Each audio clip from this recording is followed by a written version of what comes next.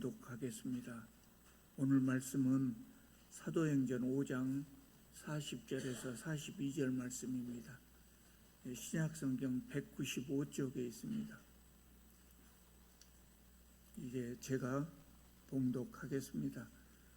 그들이 옳게 여겨 사도들을 불러들여 채찍질하며 예수의 이름으로 말하는 것을 금하고 놓으니 사도들이 그 이름을 위하여 능욕받는 일에 합당한 자로 여기심을 기뻐하면서 공회 앞을 떠나니라. 그들이 날마다 성전에 있든지 집에 있든지 예수는 그리스도라고 가르치기와 전도하기를 그치지 아니하니라. 아멘. 지난번에는 아나니아와 삽비라 부부의 헌금에 대해서 말씀드렸습니다. 성경을 보면 이 아나니아 부부의 사건이 있은 후로 사도들의 손을 통해서 더욱더 많은 표적과 기사가 일어났다고 합니다. 5장 16절을 보면은요, 예루살렘 부근에 수많은 사람들이 모여들었다 그랬어요. 병든 사람과 더러운 귀신 들린 사람, 그런 사람들을 데리고 와서 다 나음을 얻었다고 합니다.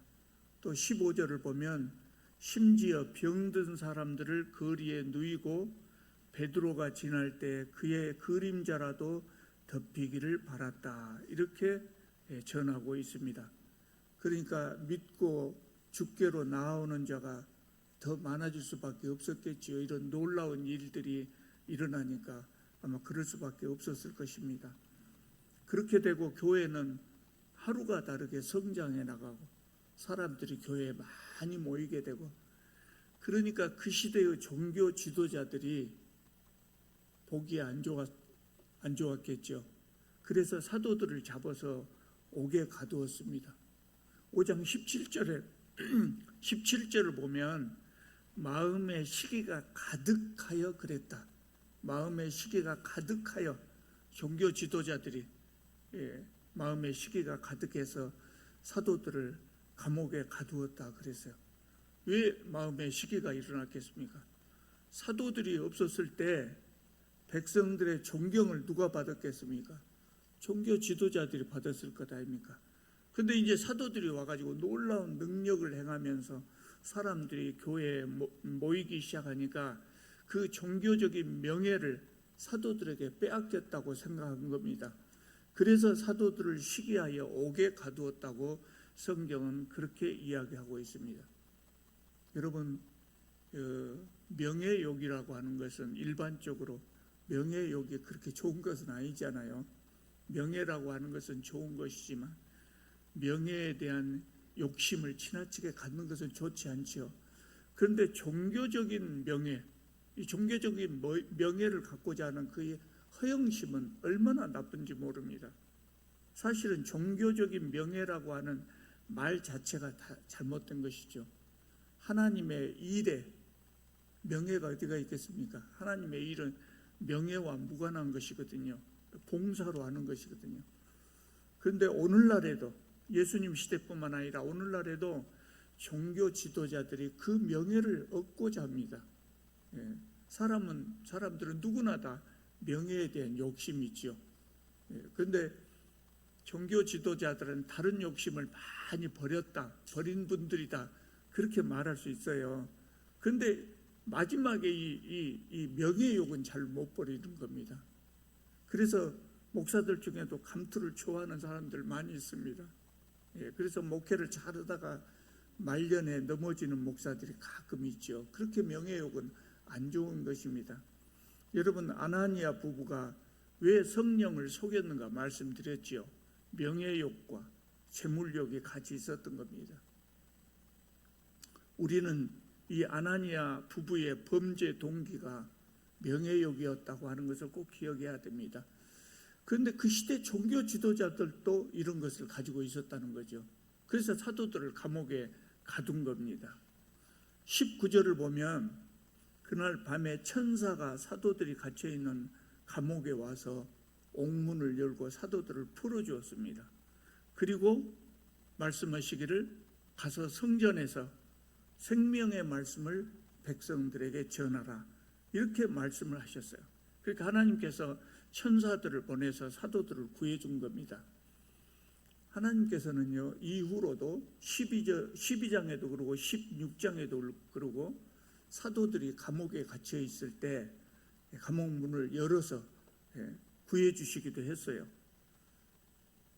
그런데 사도 야고보는 최초로 순교를 당한 사도들 중에서 제일 먼저 순교를 당한 사람 아닙니까?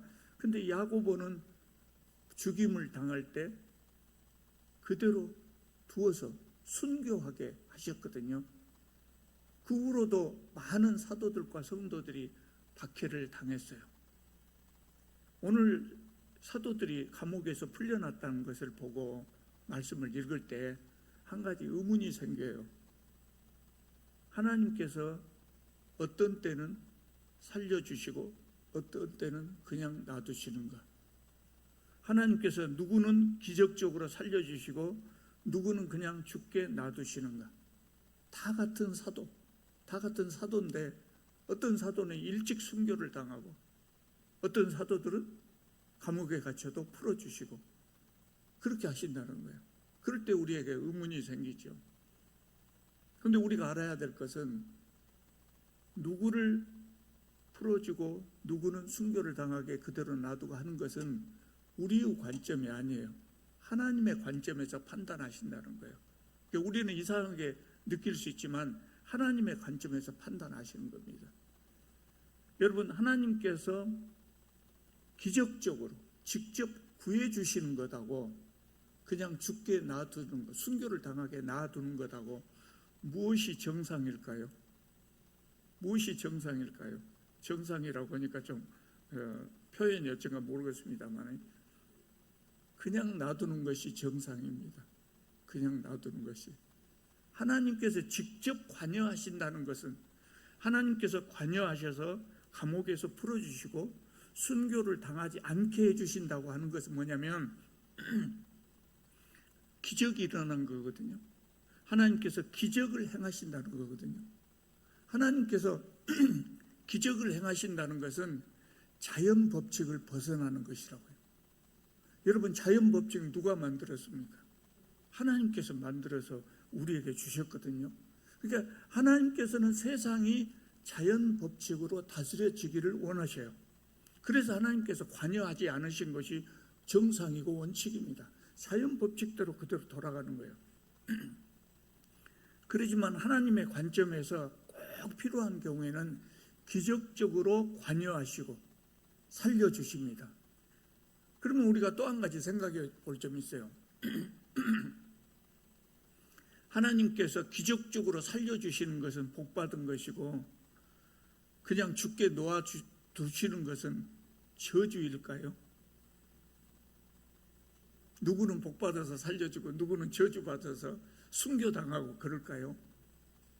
이것에 대한 답을 얻으려면 우리가 죽음에 대해서 초월적인 관점에서 생각을 해봐야 답이 나옵니다.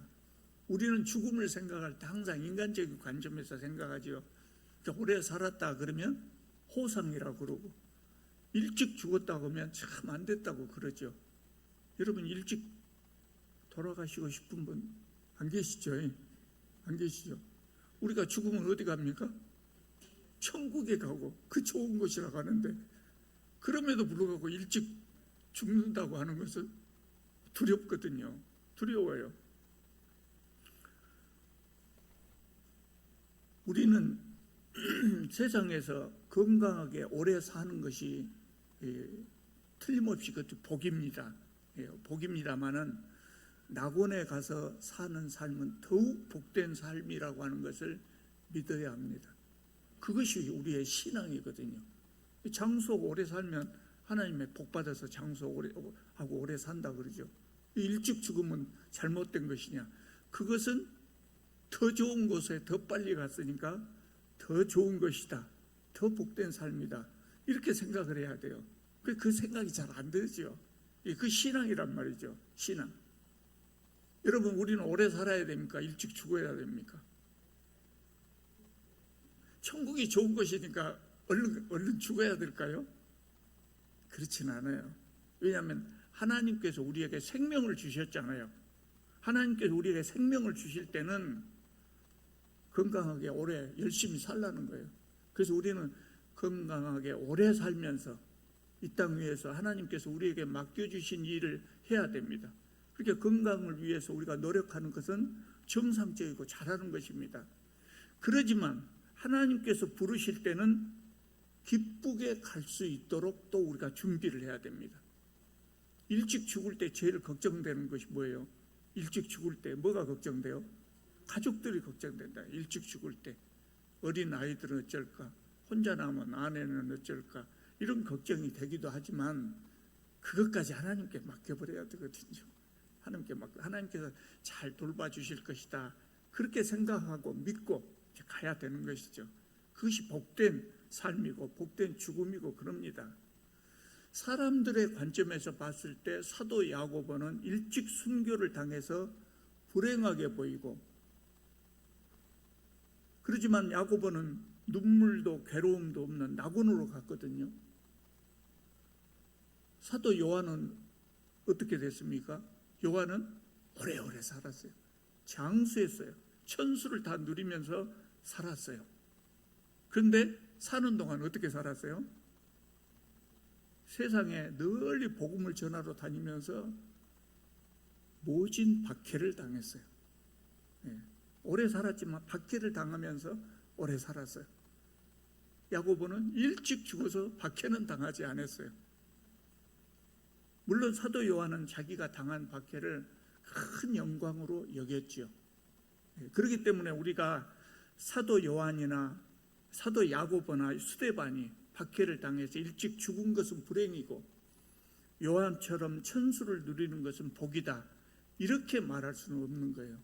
모두가 다 야고보든 일찍 죽은 야고보든 오래 산 요한이든 예수 그리스도의 이름을 위해서 산 것이고, 그래서 모두가 복된 삶이었다, 이렇게 말할 수 있겠지요. 지금은 사도들이 모두 낙원에서 하나님과 함께 영광스러운 삶을 살고 있지 않겠습니까? 우리가 이런 신앙을 가져야 됩니다. 죽음에 대해서 이런 신앙을 가져야 됩니다. 그런데 실제로는 그 쉽지 않거든요. 사람은 누구나 다 죽음에 대한 두려움을 가지고 있어요. 사실은 우리가 세상에 태어날 때부터 여기에 다 입력이 돼 있어요. 자기 몸을 보호하고 오래 살려고 노력하도록 이렇게 돼 있어요. 그래야 인류라고 하는 종족이 보존이 될 것 아닙니까?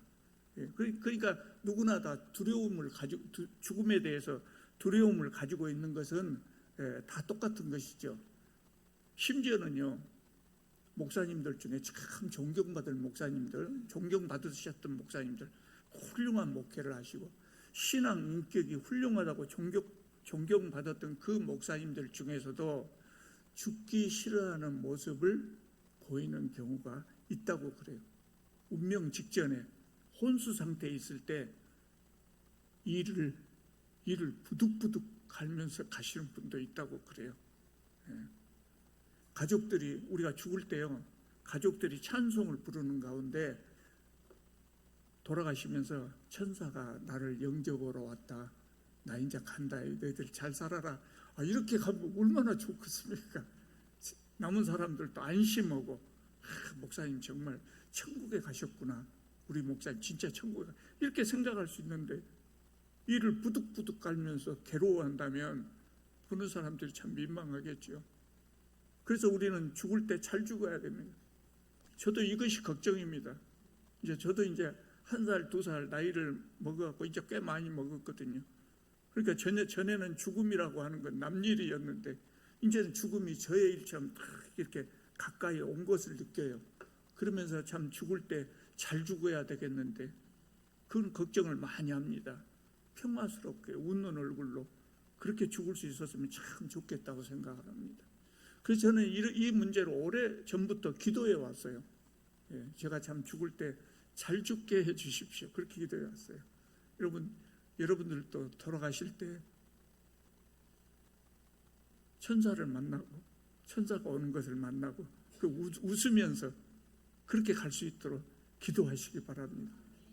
21절을 보면은요, 사도들이 풀려났잖아요. 그러니까 사도들이 풀려난 다음에 하나님의 사자가 명령하신 대로 곧 성전에 가서 생명의 말씀을 전했다고 했어요.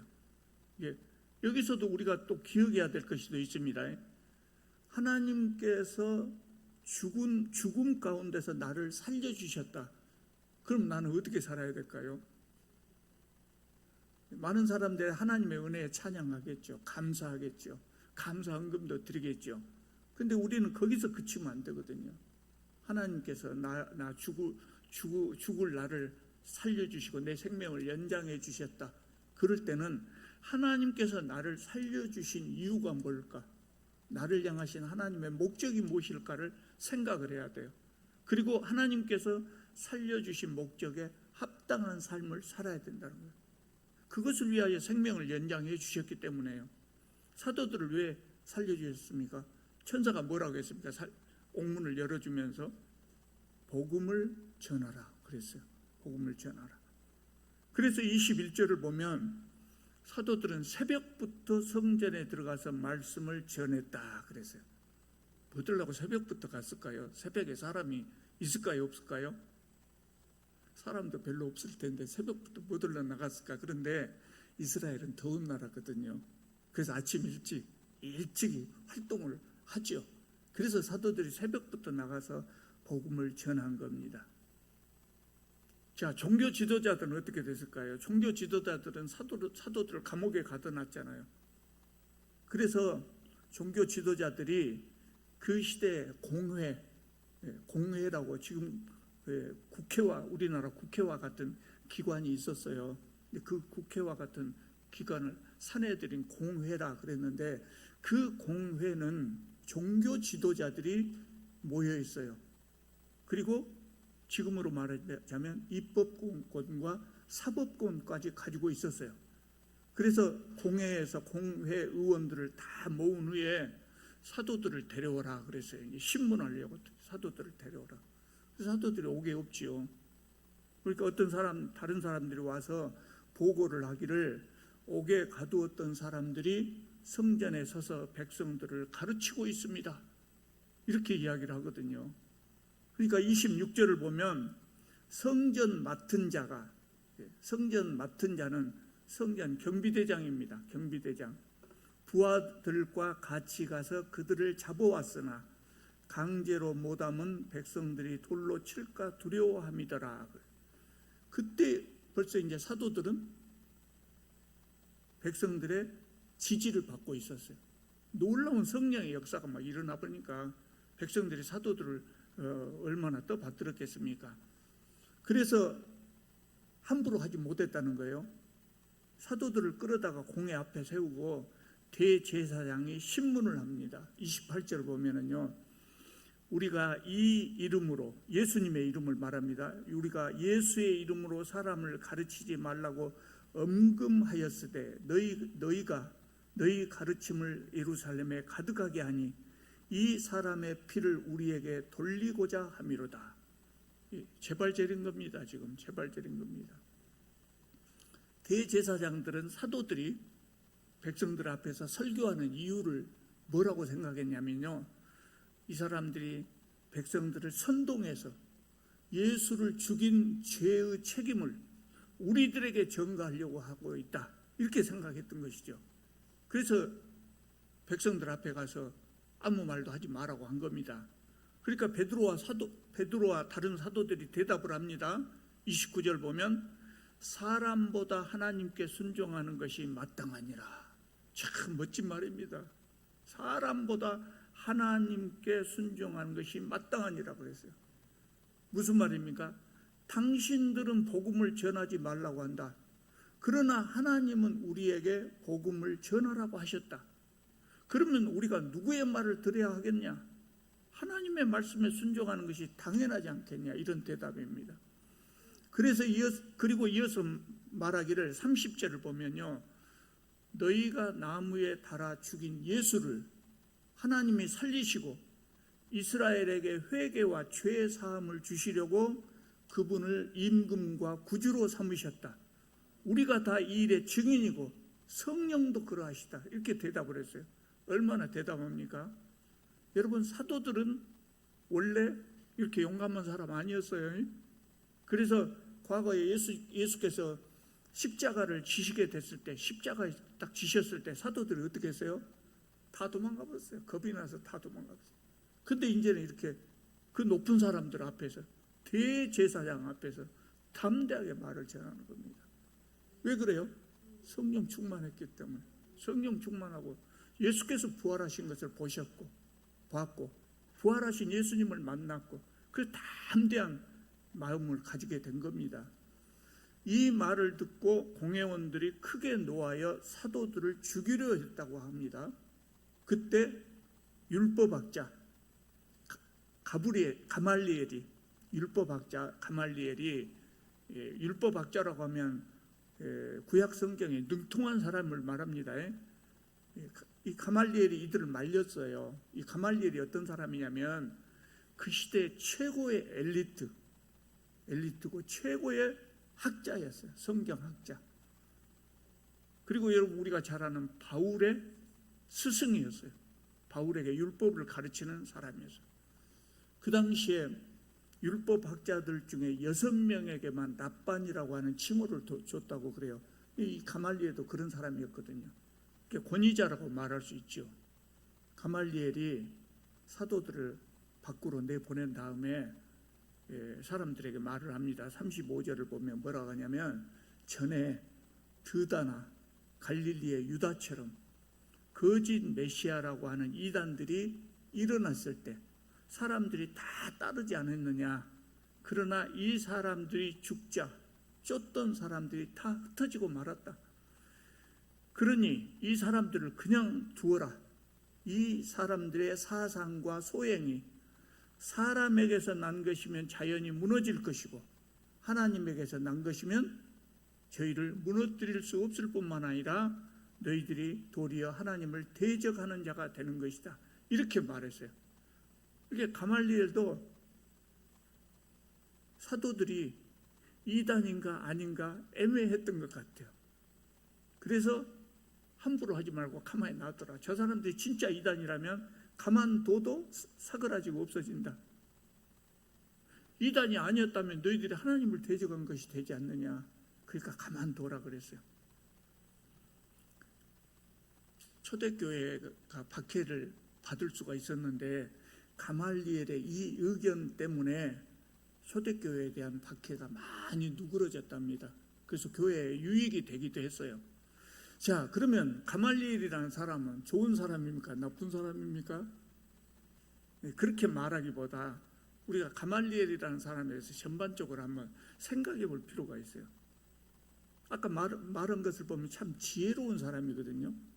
그런데 무책임한 사람이었다고 할 수 있어요. 왜 그러냐? 성경의 최고 권위자거든요. 근데 사도들이 와서 예수님에 대해서 이야기할 때 뭐라고 이야기합니까? 성경이, 구약 성경이 예언했던 그 메시아라고 이야기를 합니다. 그러면 자기는 최고의 성경의 권위자니까 이 사도들의 말에 대해서 살펴봐야 될 것 아닙니까? 예수님이 진짜 메시아인가 아닌가? 사도들이 말하는 것이 성경적인가 아닌가 살펴봐야 될 것 아닙니까? 그 사람은 당시 유대 사회의 최고 지도자였기 때문에 당연히 그래야 돼요. 당연히 이걸 살펴봐야 되죠. 그런데 그 사람의 태도를 보면 마치 예수께서 메시아이든 아니든 나와는 상관이 없다 이러는 것 같습니다. 그래서 이 가말리엘은 성경의 권위자였음에도 불구하고 성경이 예언한 메시아 예수님을 그리스도로 영접할 수 있는 기회를 놓치고 말았어요. 여러분, 알고는 있지만 적용하지 못한 지식, 머릿속에 많은 지식이 있지만 삶에 적용하지 못하는 지식을 우리는 죽은 지식이라고 그럽니다. 그러니까 가말리엘은 헛공부한 겁니다. 헛공부한 겁니다. 가말리엘은 메시아를 만나지 못했기 때문에 참으로 불행한 사람이다. 그렇게 말할 수가 있어요. 그런데 가말리엘하고 대조적인 사람이 있습니다. 아까 말씀드린 사도 바울입니다. 가말리엘의 제자였던 사도 바울은 처음에는 예수님이 거짓 메시아로 알았어요. 이단으로 알았어요. 그때 사도 바울이 어떻게 했습니까? 예수님의 제자들을 열심히 박해했어요. 쫓아다니면서 박해를 했어요. 그러나 예수님이 메시아라고 하는 것을 알았을 때 어떻게 했습니까? 목숨을 다해서 섬겼어요. 목숨을 다해서 예수 그리스도의 말씀을 전하고 다녔어요. 이것이 참된 신앙인의 모습이죠. 그러니까 요한계시록에도 라오디게아 교회에 대해서 뭐라고 말합니까? 차든지 뜨겁든지 하라고 말하지 않아요. 그런 의미입니다. 그래서 종교 지도자들이 가말리엘의 말을 듣고 가말리엘의 말을 옳게 여겼다 그랬어요. 옳게 여겼다 그랬어요. 그래서 사도들을 채찍질만 하고 예수의 이름으로 말하지 말라 다시 경고하고 풀어줬어요. 근데 사도들은 뭐라고 합니까? 아까 우리 함께 읽은 41절을 보면 사도들이 뭐라고 하냐면 사도들은 그 이름을 위하여 예수님의 이름을 위하여 능욕받는 일에 합당한 자로 여기심을 기뻐하면서 공회를 떠나니라 그랬어요. 채찍은 엄청난 고통입니다. 엄청난 고통입니다. 그런데 사도들은 그 고통을 당하고 있었지만 그런 고난을 당하는 것을 기뻐했다는 거예요. 왜 그랬어요? 그 이름을 위하여 예수 그리스도를 위하여 고난을 당했기 때문에 그랬습니다. 그래서 사도들은 이스라엘 종교 지도자들이 그렇게 협박을 했음에도 불구하고 42절을 보면 날마다 성전에 있든지 집에 있든지 예수님은 그리스도라 그렇게 가르치는 것과 전도하는 것을 그치지 아니했다 했습니다. 참으로 훌륭한 신앙인들입니다. 여러분, 우리는 이렇게 할 수 있을까요? 없을까요? 이렇게 해야 되겠죠. 근데 이렇게 하기가 참 어렵기는 해요. 근데 사도들은 그렇게 할 수 있는 이유가 뭐예요? 아까 말씀드린 대로 부활하신 예수님을 만났고 또 자기들 손에서 성령의 능력이 나타나고 그랬어요. 그렇기 때문에 그럴 수 있었어요. 우리 마음 가운데 복음을 전할 때 또 세상에서 의의를 행하려고 할 때 두려움이 생기는 것을 부끄럽게 여길 필요는 없어요. 우리에게도 성령의 능력이 함께 하시면 할 수 있거든요. 우리는 정말 사도들을 본받아서 그의 이름으로 예수님의 이름으로 기꺼이 복음을 전하고 예수님의 이름으로 세상에 참된 의를 행할 수 있기를 바랍니다. 기도드리겠습니다.